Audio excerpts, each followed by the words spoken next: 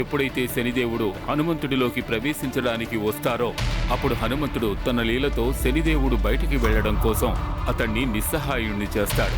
వారి సంధితో భక్తుల కళ్యాణానికి కంకణం కడతారు. శనిదేవుడికి ఏ భక్తుడైతే తైలాభిషేకం చేస్తాడో అతని పట్ల వారు ప్రసన్నులవుతారు. కాళింది అడిగిన దానికి రుక్మిణి చెప్తుంది పుంచిత స్థల శివుడి అంశాన్ని తన గర్భంలో ధరిస్తుందని. శివారాధన సమయంలో పుంజిత స్థలకి ఒక అద్భుతమైన కల వస్తుంది.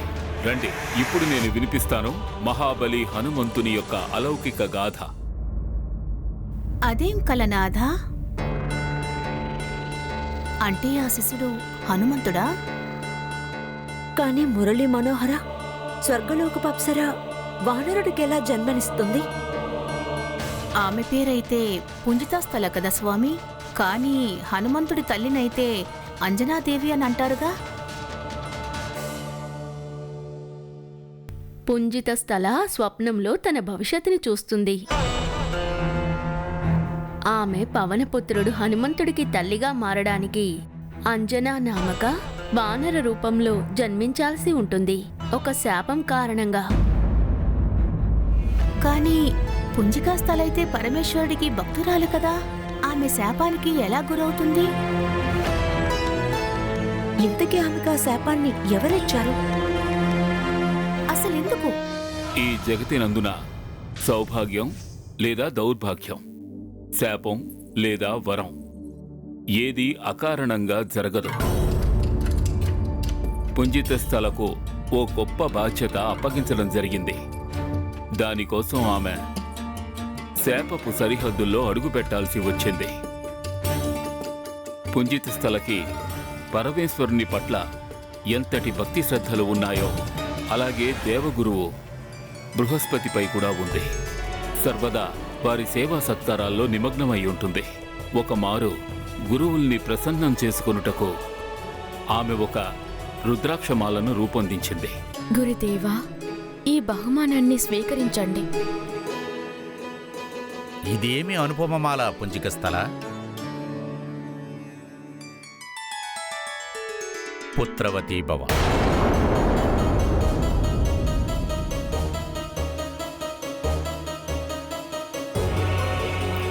గురుదేవా, మీరసలు ఎందుకిలా ఆశీర్వదించారు?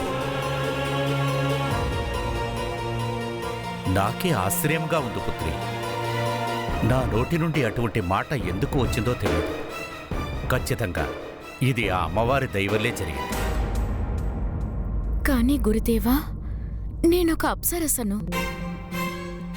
అప్సరసలు ఎప్పటికీ తల్లి కాలేరు. అది నాకు తెలియదు. నా నోటి నుండి ఈ ఆశీర్వాదం ఎందుకు వచ్చిందో తెలియదు. కానీ ఇది అసంభవం కాదు. నువ్వు భగవాన్ శంకరుడు జగజ్జనని ఆ పార్వతీదేవి ఆశీర్వాదంతో ఒక పుత్రుడికి తల్లివవుతావు. నీ పుత్రుడు పరమజ్ఞాని, మహాబలి, సర్వగుణ సంపన్నుడు, అజయుడు, అమరుడు కూడా అవుతాడు. ముల్లోకాలలో తన యశస్సు అలాగే కీర్తిని గాథలుగా చెప్పుకుంటారు. ఈ రుద్రాక్షమాల యాత్ర ఇప్పుడే ప్రారంభమైంది. కొన్ని రోజుల పిదప పుంజిత స్థల స్వర్గలోకములో తన జీవితంలో ఈ సంఘటనను మరిచిపోసాగింది. అప్పుడొకరోజు పుంజిత స్థల తన స్నేహితురాళ్లతో గగన విహారం చేస్తూ భూలోకానికి చేరుకుంది.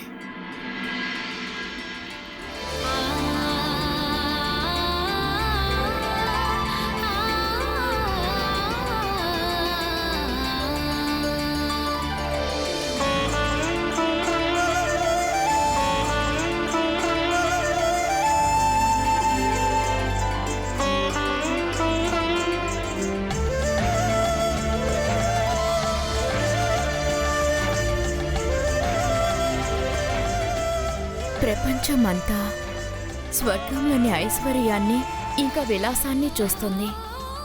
మన మీద ఈర్ష్యపడుతుంది. కానీ భూమి మీద ఉన్న అందానికి ఏది సరికాదు. ఇక్కడ ప్రతి క్షణం ఒక కొత్త దృశ్యం. కొత్త రంగం, ఒక కొత్త భావన. అలాగా?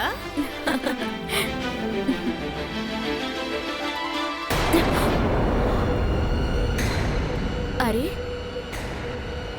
ఏం జరిగింది? ఈ విమానం ఎందుకు ఆగిపోయింది?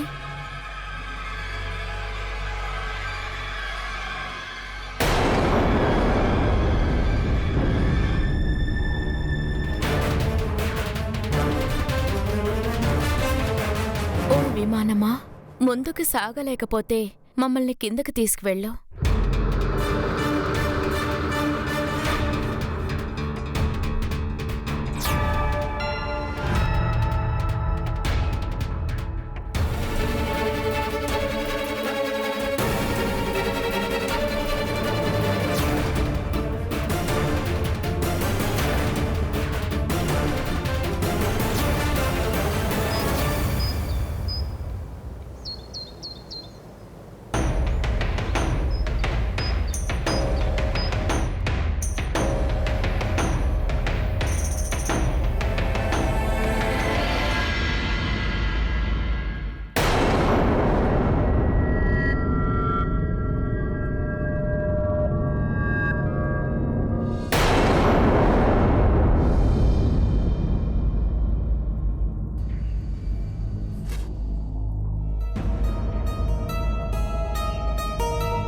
ఎక్కడికి వెళ్తున్నావు?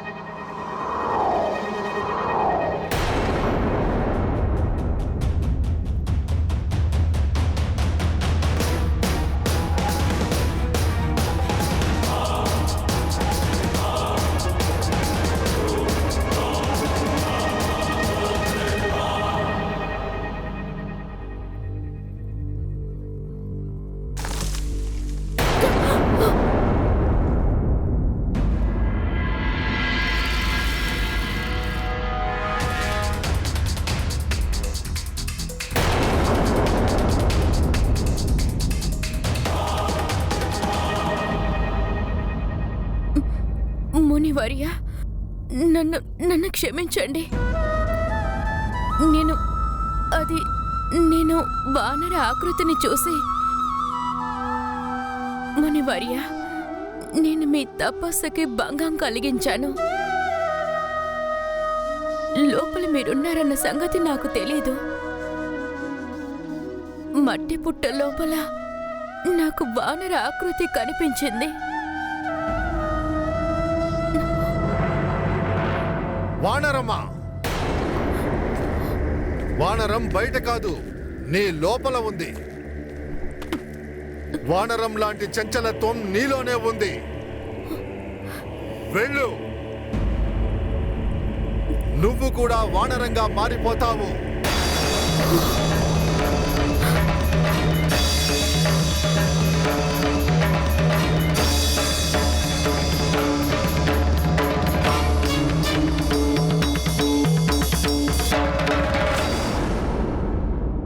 కానీ ప్రభు, పుంజికస్థల చాలా శాంత స్వభావురాలు కదా. తన మనసులో ఆ చంచలత్వం ఎలా ఉత్పన్నమైంది? చంచలత్వం రాలేదు. పుంజిత స్థల యొక్క మనసు చంచలంగా మార్చబడింది. ఎవరు మార్చారు ప్రభు? మా యోగమాయ. దానిని అందరూ మహామాయ లేదా పరాశక్తి అని కూడా పిలుస్తారు. కానీ యోగమాయాల ఎందుకు చేసింది ప్రాణనాథ? ఎప్పుడైతే ఈ ప్రపంచానికి మా ప్రమేయం అవసరమవుతుందో అప్పుడు యోగమాయ మానవుల యొక్క మనసును విచలితం చేస్తుంది. మత్స్యగంధను వీక్షించి ఒకవేళ మహర్షి పరాశంధుని మనసు విచలితం కాకుండా ఉంటే వేదవ్యాస మహర్షి ఏ విధంగా జన్మించేవారు? ఒకవేళ వేదవ్యాస మహర్షి ఆ విధంగా జన్మించకుంటే ఆ తర్వాత ద్వాపర యుగంలో వేదాలను ఉద్ధరించి వాటిని ఎవరు విభజిస్తారు? మహాభారతం అలాగే శ్రీమద్ భగవద్గీతను ఎవరు రచిస్తారు? అది కూడా మా యొక్క అవతారమే. అదేవిధంగా మాతా కైకేయి ఆమె శ్రీరాముడిని భరతునితో సమానంగానే ప్రేమించింది. ఆమె మనసు విచలితం కాకుండా ఉండుంటే శ్రీరాముడు వనవాసానికి ఎందుకు వెళతాడు? అలా శ్రీరాముడు వనవాసానికి వెళ్లకుంటే సీతాపహరణం జరిగేది కాదు, ఆ రావణుని వధ కూడా సంభవించేది కాదు. అందుకే హనుమంతుని జననానికి ఏర్పాట్లు గావించేందుకు ఆ పరాశక్తే దేవగురు బృహస్పతి నోటి నుండి పుత్రవతి భవ అని ఆశీర్వదింపజేశారు. అలాగే తపస్సాచరించే మునువర్యుల నోటి నుండి అటువంటి శాపం తగిలింది. మునివర్య, నన్ను క్షమించండి. ఇన్ని సంవత్సరాలు మౌనంగా ఉన్న తరువాత నా నోటి నుండి ఏదైతే మాటొచ్చిందో అది అబద్ధమయ్యే అవకాశం లేదు. నేను తలుచుకున్నా అది వెనక్కి తీసుకోలేను. ఇందులో నీ దోషమూ లేదు, నా దోషమూ లేదు. భగవంతుడి ప్రేరణతోనే ఇలా జరిగింది. నువ్వు శోకించకు పుత్రి. నువ్వు ఆ భగవంతుడు పరమేశ్వరుడి అంశకి జన్మనివ్వాలి.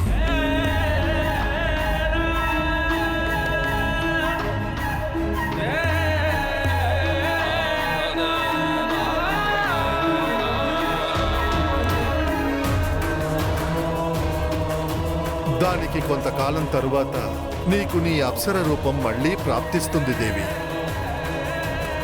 నువ్వు స్వర్గానికి తిరిగి వెళతావు.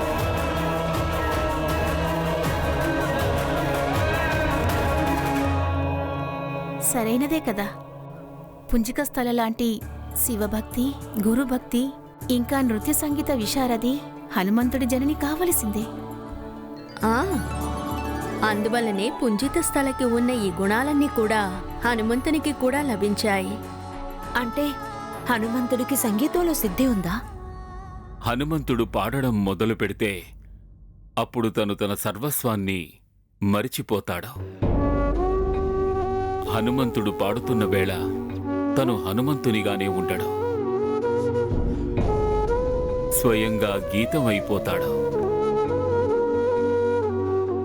అతనికి ఆ గానానికి ఏదో ఒక మధురానుభూతి ఉంది. అదెలాగో చెప్పండి. హనుమంతుని యొక్క సంగీత ప్రతిభ గురించి దేవలోక గంధర్వుడు నారదుడు ఒకసారి విని తక్షణమే హనుమంతునిని పాటల పోటీ కోసం ప్రేరేపించాడు. దేవముని నారదులు సంగీత శాస్త్రానికి మహాపండితులు కదా. వారి ముందైతే గంధర్వులు కూడా నిలబడలేరు కదా. మరైతే ఏం జరిగింది స్వామి? ఎవరు గెలిచారు? సహనం వహించు ప్రియతమా, అంతా వివరిస్తాను. నారాయణ నారాయణ. నేను పాడ్డం మొదలు పెట్టగానే మేనక, రంభ మరియు ఊర్వశి తమని తాము ఆపుకోలేకపోయారు. అప్సరసలందరూ ఒకే చోట మహాదేవా. కమనీయ దృశ్యం అది. పూర్తి ఇంద్రలోకం నా సంగీతంతో ఊగిపోయింది. తమరు అక్కడే ఉండుంటే మహదానందంగా ఉండేది.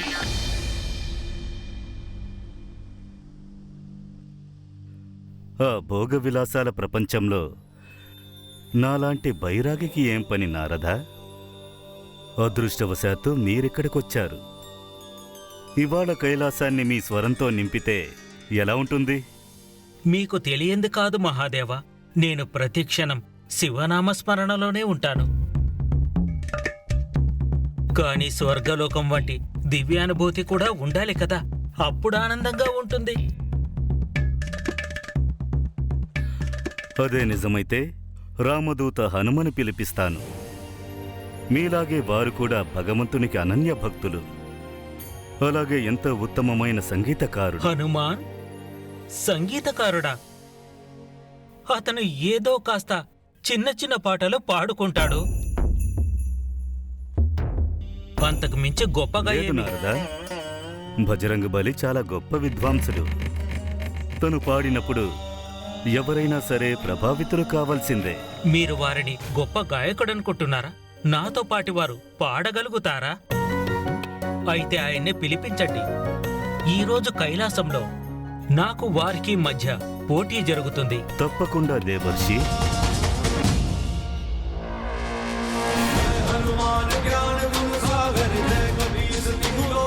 పరమ ప్రియ హనుమాన్,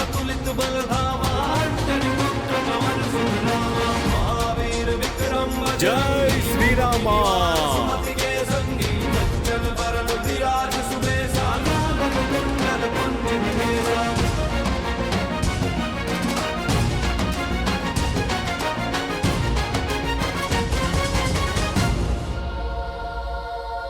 భుజంగభూషణ భగవాన్ శశిశేఖర, జగజ్జనని మాతా భవానీ పాదాల వద్ద రామభక్తుడైన హనుమంతుడు శిరసా నమస్కరిస్తున్నాడు. సదా రఘు రఘుపతికి దాస.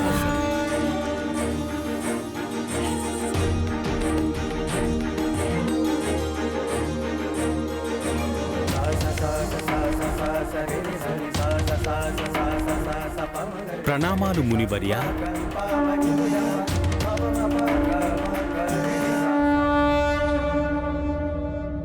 ప్రియ ఆంజనేయ, ఇవాళ కైలాసం మీ సంగీతాన్ని వినదలుచుకుంది.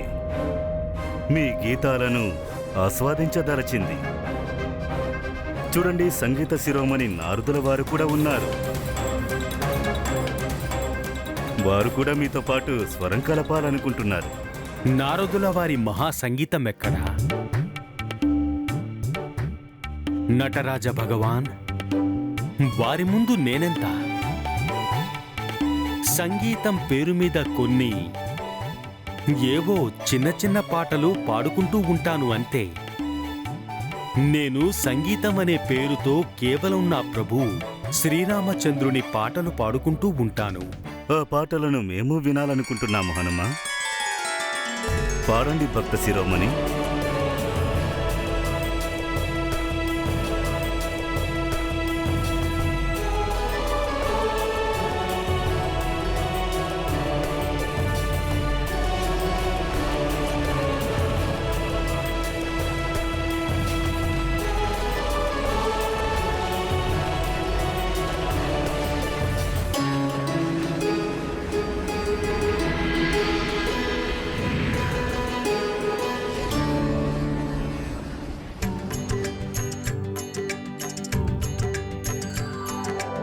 राम राम जय राजा राम, राम राम जय सीताराम।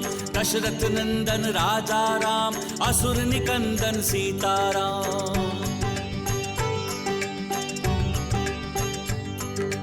राम राम जय राजा राम, रघुपति राघव राजा राम।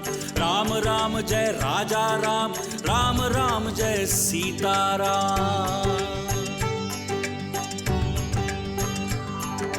राम राम जय राजा राम, राम राम जय सीताराम।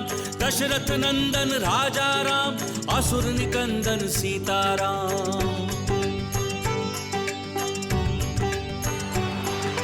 राम राम जय राजा राम, रघुपति राघव राजा राम। राम राम जय राजा राम, राम राम जय सीताराम।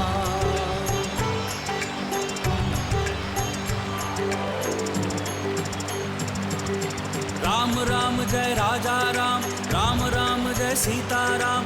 दशरथ नंदन राजा राम, असुर निकंदन सीताराम।